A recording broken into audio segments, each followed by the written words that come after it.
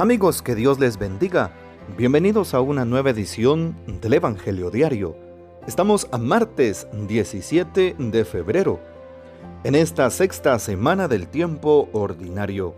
Y para hoy recordamos y celebramos en la liturgia de la Iglesia a San Teodoro de Bizancio en el siglo IV y también a los 7 santos fundadores de los siervos de María. Según la tradición, hubo 7 hombres muy respetables y honorables, a los que Nuestra Señora unió a manera de 7 estrellas para iniciar, por su colaboración maternal y espiritual, la orden suya y de sus siervos. Los 7 nacieron en Florencia. Primero llevaron una vida eremítica en el monte Escenario, dedicados en especial a la veneración de la Virgen María. Después predicaron por toda la región toscana y fundaron la Orden de los Siervos de Santa María Virgen, aprobada por la Santa Sede en 1304. Se celebra hoy su memoria porque en este día, según se dice, murió San Alejo de Falconieri, uno de los 7, en el año 1310. En la Monumenta Ordinis Servorum Beate Mari Virginis se lee lo siguiente respecto del Orden de los Siervos de Santa María Virgen. Cuando ingresé en nuestra orden, vivían aún los 7, uno solo, que se llamaba el hermano Alejo. Nuestra Señora tuvo a bien conservar en vida hasta nuestro tiempo a este hermano, para que de su boca pudiéramos conocer el origen de nuestra orden. La vida del dicho hermano Alejo era tal que, como pude comprobar con mis propios ojos, no solo servía de ejemplo a los que con él estaban, sino que era también una garantía de su propia perfección, de la que sus compañeros y de nuestra institución religiosa que antes hemos mencionado. 4 aspectos pueden considerarse por lo que toca al estado de vida de los 7 santos fundadores antes que se congregaran para esta obra. En primer lugar, con respecto a la Iglesia, algunos de ellos se habían comprometido a guardar virginidad o castidad perpetua, por lo que no se habían casado. Otros estaban ya casados, otros habían enviudado. En segundo lugar, con relación a la sociedad civil, comerciaban con las cosas de esta tierra, pero cuando descubrieron la piedra preciosa, es decir, nuestra orden, no solo distribuyeron entre los pobres todos sus bienes, sino que con ánimo alegre entregaron sus propias personas a Dios y a Nuestra Señora. El tercer aspecto es tener en cuenta su estado, por lo que se refiere a su reverencia y honor para con Nuestra Señora. En Florencia existía ya desde muy antiguo una sociedad en honor de la Virgen María, la cual por su antigüedad y por la santidad y muchedumbre de hombres y mujeres que la formaban había obtenido una cierta prioridad sobre las demás y así había llegado a llamarse Sociedad Mayor de Nuestra Señora. A ella pertenecían los 7 hombres que hablamos, antes que llegaran a reunirse como destacados devotos que eran de Nuestra Señora. Y finalmente, vemos cuál fuera su estado en lo que mira a su perfección espiritual. Amaban a Dios sobre todas las cosas y a Él ordenaban todas sus acciones, como pide el recto orden honrándolo, así como con todos sus pensamientos, palabras y obras. Pidamos pues la poderosa intercesión de los 7 santos fundadores de los siervos de María. Y para hoy tomamos el texto bíblico del Evangelio según San Marcos, capítulo 8, versículos 14 al 21. En aquel tiempo, cuando los discípulos iban con Jesús en la barca, se dieron cuenta de que se les había olvidado llevar pan. Solo tenían uno. Jesús les hizo esta advertencia: fíjense bien y cuídense de la levadura de los fariseos y de la de Herodes. Entonces ellos comentaban entre sí: es que no tenemos panes. Dándose cuenta de ello, Jesús les dijo: ¿por qué están comentando que no trajeron panes? ¿Todavía no entienden ni acaban de comprender? ¿Tan embotada está su mente? ¿Para qué tienen ustedes ojos si no ven y oídos si no oyen? ¿No recuerdan cuántos canastos de sobras recogieron cuando repartí 5 panes entre 5,000 hombres? Ellos le contestaron: 12. Y añadió: ¿y cuántos canastos de sobras recogieron cuando repartí 7 panes entre 4,000? Le respondieron: 7. Entonces él dijo: ¿y todavía no acaban de comprender? Palabra del Señor. Gloria a ti, Señor Jesús. Cuán importante es para los cristianos recordar la presencia del Señor en nuestras vidas. Hoy es martes y estamos en las vísperas de iniciar un nuevo tiempo litúrgico, la Cuaresma. Popularmente hoy se le ha llamado martes de carnaval. Y muchas personas piensan que hoy es un día de fiesta, un día de libertinaje, un día previo a la Cuaresma en donde se puede hacer lo que sea. Y no es así, al contrario. El Evangelio de hoy nos pone en el contexto de la presencia de Jesús en la vida de los apóstoles. Como Jesús está con ellos y va con ellos. También a nosotros se nos invita a que en cada actividad que realicemos nunca descartemos la presencia de Dios, bien sea en mi trabajo, en los estudios, en mis actividades cotidianas como los quehaceres domésticos para las señoras, mis actividades de casa, con mis compañeros de estudio de trabajo, en mi servicio en la iglesia, en todo lo que realicemos, siempre poner a Dios en primer lugar. Vale la pena recordar la primera lectura que se propone para hoy, la carta del apóstol Santiago, capítulo 1, versículos 12 al 18. Una continuación de la primera lectura del día de ayer. Y hoy vale la pena tomar de nuevo el texto que dice: dichoso el hombre que sufre la tentación, porque después de superarla recibirá en premio la corona de la vida. ¡Wow! Uno se sorprende y dice: ¿cómo es posible que el Señor nos diga que debemos de sentirnos dichosos porque somos tentados?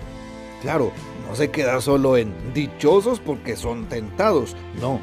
Continúa el texto recordando: porque después de superar la tentación recibirán en premio la corona de la vida.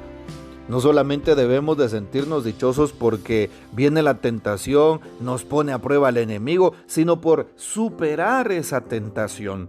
Y para superar las tentaciones, que, ojo hermanos, todos sin excepción alguna, cada día sufrimos tentaciones. Y si yo pregunto hoy, tú que estás escuchando Radio Estrella, tú que vas en tu carro sintonizando esta reflexión del Evangelio, ¿has tenido tentaciones esta semana?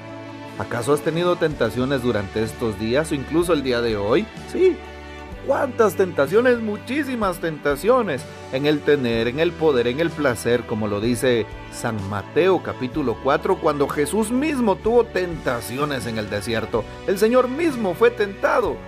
¿Cómo nosotros no somos tentados? Claro que lo somos, pero ojo, cuán importante es mi actitud delante de esa tentación. Cuando el enemigo viene y te pone el escenario, la persona que elige caer siempre seremos nosotros. Nunca el enemigo puede venir y meterse en nosotros. ¿Cuántas personas aducen y dicen, verdad, casi asegurándolo como una verdad absoluta, de que el enemigo los poseyó y por eso cayeron? No, eso no lo puede hacer el maligno, a no ser que se tenga una posesión demoníaca. Pero no, el enemigo prepara el escenario, el enemigo nos pone todo enfrente y hace atractivo el escenario, atractiva la trampa, para que al final cada uno tome la propia decisión y pues se cae en la tentación si no tenemos la fuerza de la fe. ¿Y cómo obtenemos esa fuerza de voluntad y de la fe? Pues en la oración constante, en la visita periódica al Santísimo, en la confesión sacramental periódica. Cuando hablamos de periódica, pues tampoco vamos a caer en extremos de decir cada semana debes de confesarte, pero por lo menos confiésate, si no cada 20 días, cada mes, por ejemplo, para poder guardarte del mal, de la tentación y sobre todo de caer en pecado grave.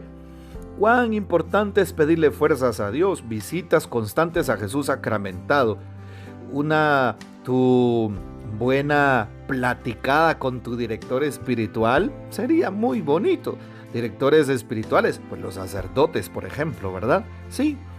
y pues una lectura espiritual, un libro de teología, un libro de algún santo, un libro de alguno de los papas de la iglesia, una lectura espiritual intensa también nos ayuda a fortalecernos. Muy importante es entonces saber que todos podemos estar tentados, dice hoy el texto de Santiago. El hombre sufre la tentación, pero después de superarla recibirá el premio. Por eso somos dichosos, dice hoy el texto. Y claro, que nadie diga cuando sufre una tentación que viene de Dios. Hoy aclara el texto también, porque Dios es Dios el que a uno lo tienta, puede a uno pensar, pero no, porque Dios no puede ser tentado por el mal, ni pone él mismo a nadie en tentación. Dios pone pruebas, mas no tentaciones. El enemigo pone tentaciones y nos hace caer, quiere que caigamos. Y claro, sabemos que la propia concupiscencia, la propia manera de elegir nos hace caer en la trampa del mal. Pero el Señor nos propone la gracia sacramental para poder salir del pecado y obtener de nuevo la vida. Hoy vale la pena pasar al Evangelio de San Marcos en el capítulo 8, en donde Jesús está en ese contexto de la barca, va con sus apóstoles. San Marcos plantea una reflexión sobre la manera de cómo un creyente, un cristiano, un católico vive su fe y su confianza en Jesús. Así es. Por eso en este capítulo 8 se nos presenta a Jesús que va en la barca con sus apóstoles. Jesús va en tu barca, mi hermano, mi hermana. Jesús te acompaña todos los días, nunca se baja de nuestra barca. Nosotros le damos la espalda a Jesús. A nosotros se nos olvida que va con nosotros muchas veces. Eso es lo que sucede. De hecho, Jesús hace un planteamiento, el planteamiento de conciencia, ¿sí? Cuídense de la levadura de los fariseos y de la de Herodes, dice Jesús. Cuídense del egoísmo, de la vanagloria, del poder, del estar por encima del prójimo, de la envidia, de todos esos sentimientos adversos. De eso está hablando Jesús, de las cosas del fuero interno. Y los apóstoles salen con algo del fuero externo, ¿sí? No trajimos pan. Y Jesús dice, ¿tienen tan embotada su mente? Embotada para Jesús, en el contexto del Evangelio, ¿qué significa? Significa debilidad de espíritu, significa poca atención al Evangelio, significa una falta de caridad consigo mismo y con el prójimo. Por eso hoy vale la pena no fijarse en las carencias y necesidades que muchas veces podemos tener. Sí, muchas veces pensamos solo en las necesidades básicas, el comer, el dormir, el tener ropa. No, más bien pensemos en cumplir la voluntad de Dios. Es lo que Jesús está proponiendo. Y también, muy importante, preguntarle al Señor, en vez de pedir, en vez de que todos los días en mi oración le diga, Señor, te pido por mi familia, te pido por mi trabajo, te pido por mis estudios, te pido por esta circunstancia, que es válido que pidamos. Más bien que nuestra oración sea, dame, Señor, la gracia de elegirte a ti. Dame, Señor, la gracia de cumplir tu voluntad. Señor, ¿te agrada lo que hago? Hagámonos esa pregunta y con eso finalicemos hoy nuestra reflexión. Que el Señor nos bendiga, que María Santísima nos guarde y que gocemos de la fiel custodia de San José.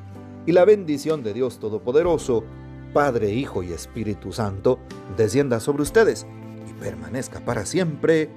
Amén.